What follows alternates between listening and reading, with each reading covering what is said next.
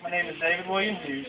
I'm 5 foot 11 and a half inches tall, male, Caucasian, hazel eyes, and I have short, dirty blonde hair.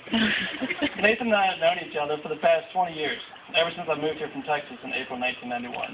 The fact that we live 1,000 feet apart in Shelpar, which is a small community you're all increasing the population of by tenfold, you can't get picky about who you want to be friends.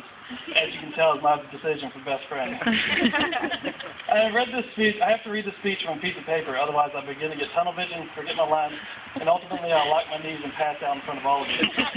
If I wanted to do that, I would have helped Nathan finish the bottle of Jack Daniels he drank before the wedding. Being the procrastinator that I am, I really didn't leave myself enough time to write a long speech that highlights all of Nathan's wonderful qualities. But I'll read you what I've got.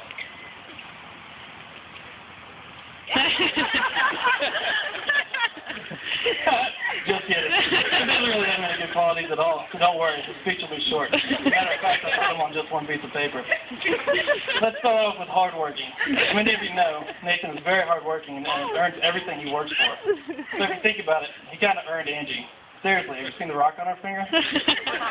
He's also very intelligent. I know some of you may be surprised, but Nathan is very smart. I mean, who else can envision 4 years down the road to realize they will need health insurance, find a girl who will be employed with family health benefits, and propose and marry her before someone else does? To me, that's genius. Loving? Yeah, I think Nathan could be described as loving. The passion Nathan shows is tremendous. I've never seen anyone love and care so much about their guns that they name each one of them. If he had a choice, I believe he would rather have guns as his children. At least I know which ones would be more pampered if he did have children. Next is devoted. This is a great word to describe Nathan in his everyday life. This man is the most devoted I've ever met.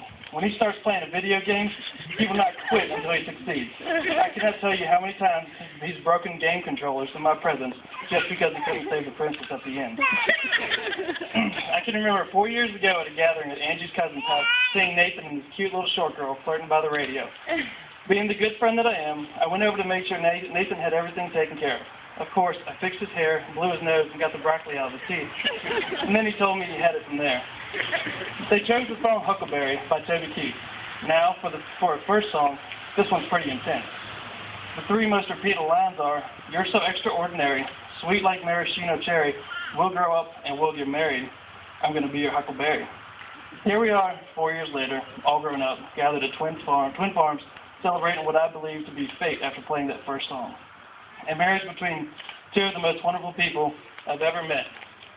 Angie, from the first time I met you, I knew you would be the one Nathan would be with forever. I know this because of how many excuses he gave me when I wanted to go fishing, and he would just rather be anywhere else with you. Now let's get back to describing Nathan again. Hardworking. Nathan will work his hardest to provide for his family and especially his new wife. Intelligent. Although it doesn't take a degree from Virginia Tech, he is smart enough to find someone to keep him happy for the rest of his life. Loving. The unconditional love that Nathan has for Angie will never fade and can only get stronger from here. Devoted. As I said before, Nathan will do anything it takes to get the princess at the end. Well, he finally got her, married her, and is ready to spend the rest of his life with her. Angie, with all of Nathan's wonderful qualities, rest assured you are married to the perfect man. Nathan, it has been an absolute honor being your best man. Sorry.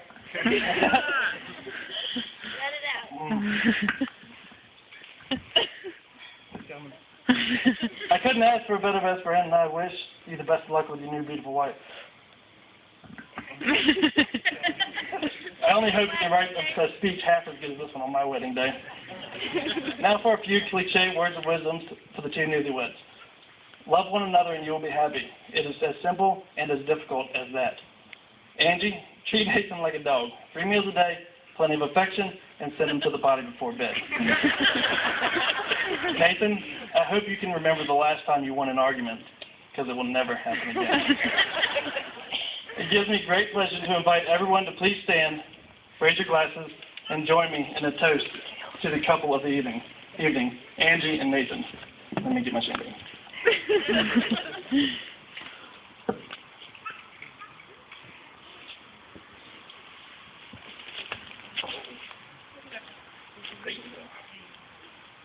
I'm just going. May your love be modern enough to survive the times, but old-fashioned enough to last forever. I know you two will be happy forever, and I speak for everyone here when I say I wish you the very best of luck for your future life together. Ladies and gentlemen, the new Mr. and Mrs. Harris, Nathan and Angie.